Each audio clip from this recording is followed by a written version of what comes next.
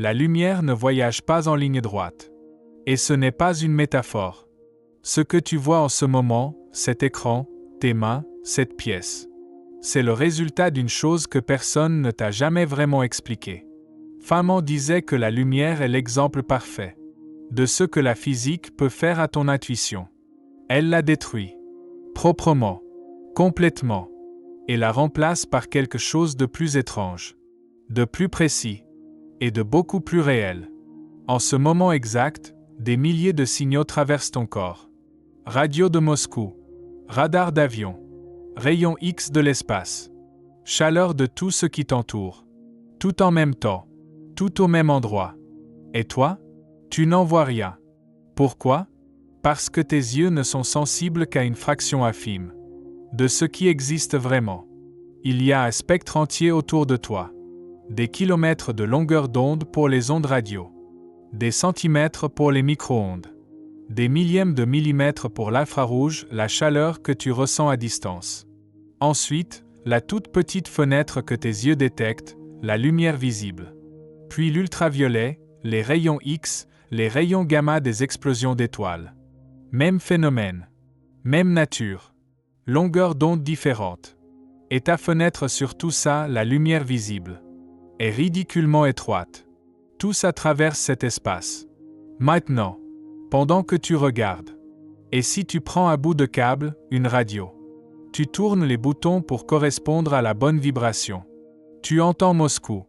Ça y était depuis le début. Tu le remarques seulement quand tu allumes la radio. Un océan invisible, remplissant chaque poids de l'espace. Maintenant, comment arrives-tu à voir quelque chose dans ce chaos ? Imagine une piscine pleine de gens qui sautent. Splash, splash, splash. Des vagues partout. Un chaos à la surface. Des ondulations qui se croisent, qui s'additionnent, qui se détruisent. Place un minuscule insecte dans un coin. Il sent juste l'eau qui le frappe. Des vagues arrivant de partout.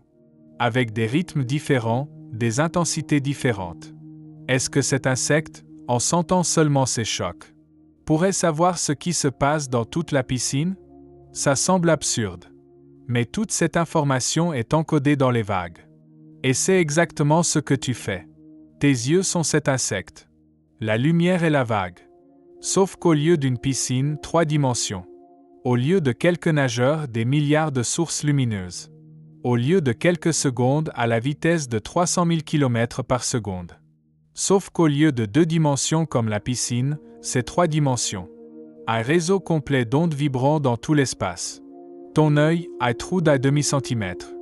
Extrait de ce chaos total une image cohérente du monde. Feynman aimait souligner ça avec précision.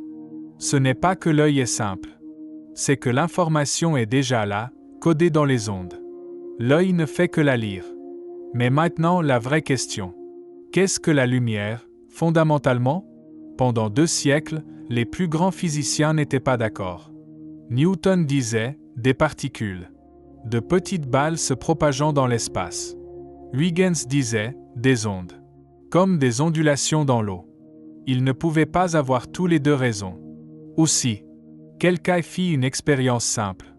Projette de la lumière à travers 2 fentes étroites. Qu'est-ce que tu vois sur un écran derrière ? Si c'est des particules, 2 bandes. Des balles passant par les fentes. Mais ce n'est pas ce qui se passe. Tu vois un motif. Des bandes lumineuses et des bandes sombres, alternées. Interférence. Exactement ce que font les ondes quand elles se superposent. Quand 2 crêtes se rencontrent, lumière. Quand une crête rencontre un creux, elle s'annule. Obscurité. La lumière est une onde. Affaire classée. Sauf que quelqu'un construisit un détecteur assez sensible pour capturer des photons individuels. Clic, clic, clic. Des arrivées individuelles. Comme des balles. Comme des particules. Très bien. Mais envoie-les un à la fois. Une seule particule ne peut pas interférer avec elle-même, non ? Si. Un photon à la fois. Et le motif d'interférence se forme quand même. Un seul photon. Il passe par les 2 fentes en même temps. Il interfère avec lui-même. Il choisit où atterrir selon un motif précis, mathématique, reproductible. Pas au hasard. selon des probabilités calculables à l'avance. Comme si le photon savait que les deux fentes étaient là. Quelque chose qui n'a aucun équivalent dans notre monde à notre échelle. Aucune image, aucune analogie, aucune intuition utile. Alors qu'est-ce que c'est vraiment? Ce n'est ni l'un ni l'autre. La lumière n'est pas une onde. La lumière n'est pas une particule. La lumière est la lumière. Feynman était explicite là-dessus. Nous n'avons pas de mots pour ça, parce que nous n'avons rien de semblable dans notre expérience quotidienne. Nous avons évolué pour comprendre des objets qu'on peut tenir. Des choses à notre échelle. La lumière n'est aucune de celles-là. C'est un objet quantique. Quelque chose d'entièrement nouveau. Et ça soulève une question encore plus perturbante. Si la lumière n'est pas des particules volant en ligne droite, pourquoi va-t-elle tout droit? Réponse habituelle, parce que c'est le chemin le plus court. Faux. La lumière ne prend pas le chemin le plus court. Elle prend le chemin de moindre temps. Normalement, c'est la même chose. Mais pas toujours.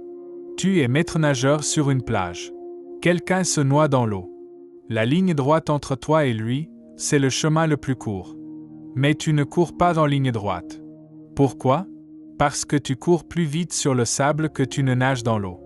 Alors tu cours plus loin sur le sable. Tu entres dans l'eau plus près de la personne. Distance plus grande. Temps total moindre. La lumière fait exactement la même chose. Et cette propriété, prendre le chemin de moindre temps. Fermat l'avait observé en 1662. Sans savoir pourquoi. Sans pouvoir l'expliquer. Il a fallu attendre Feynman pour comprendre d'où ça vient. Elle voyage plus vite dans l'air que dans l'eau. Quand elle traverse la frontière, elle se plie. Réfraction. Elle ne choisit pas le chemin le plus court. Elle prend le chemin le plus rapide. Mais comment le sait-elle? C'est là que tout bascule. Elle ne le sait pas. Elle ne choisit pas. Ce qui se passe est beaucoup plus étrange. Quand un photon va de A à B, Feynman l'a démontré rigoureusement. Il ne prend pas un chemin. Il explore tous les chemins possibles simultanément. Tous les chemins imaginables. Les chemins directs. Les chemins en spirale. Les chemins qui font un détour par Jupiter. Pour chaque chemin, associe une petite flèche mathématique. Un angle proportionnel au temps que ce chemin prend. Additionne toutes ces flèches. Près du chemin de moindre temps. Les flèches voisines pointent toutes dans la même direction. Elles s'additionnent. Elles se renforcent. Loin du chemin de moindre temps.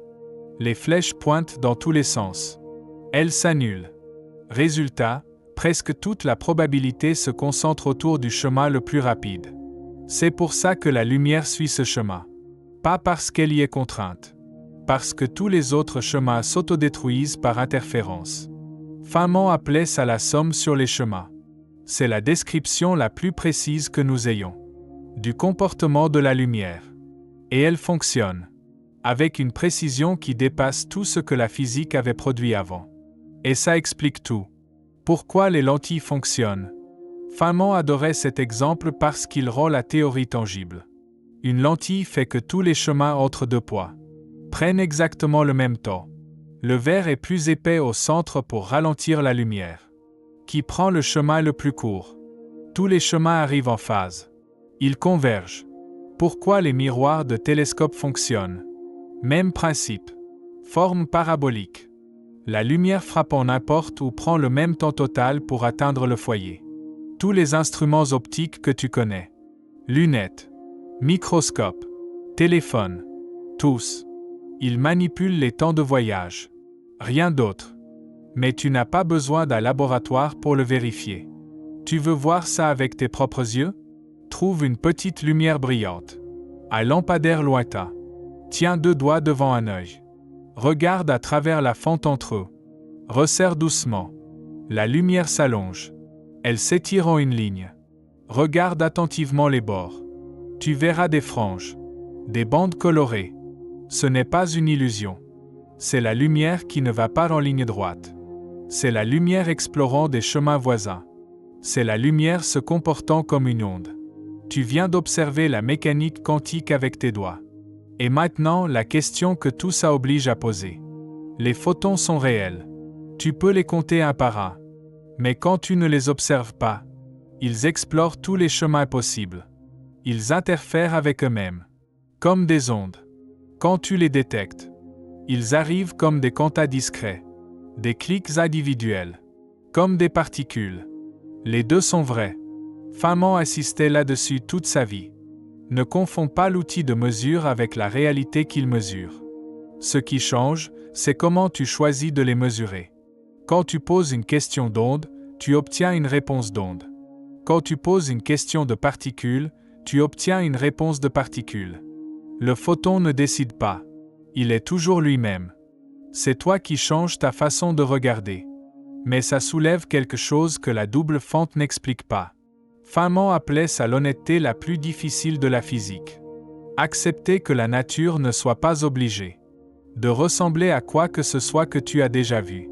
Le cerveau humain a été façonné pour naviguer dans un monde de taille moyenne à des vitesses moyennes. Les photons n'ont pas été conçus pour être intuitifs. Ils sont ce qu'ils sont. Et ce qu'ils sont est beaucoup plus précis et beaucoup plus vérifiable que n'importe quelle image qu'on leur plaque dessus. C'est ça, la lumière. Pas une balle. Pas une vague. Un objet quantique qui explore tous les chemins possibles. Et qui, selon comment tu choisis de le mesurer, te répond en ondes ou en particules.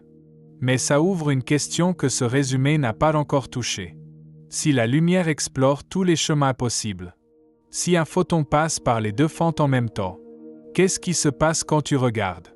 Quand tu installes un détecteur pour savoir par quelle fente il passe, le motif d'interférence disparaît. Complètement. Comme si le photon savait qu'il était observé. Et changeait de comportement. Le fait de mesurer change ce qui se passe. Pas à cause d'un instrument imparfait. Pas à cause d'une perturbation accidentelle. Structurellement. Fondamentalement. Pourquoi? Qu'est-ce que observer signifie en physique? Qui ou quoi compte comme observateur? La physique a une réponse. Et elle divise les physiciens jusqu'à aujourd'hui. C'est exactement de ça qu'on va parler dans la prochaine vidéo.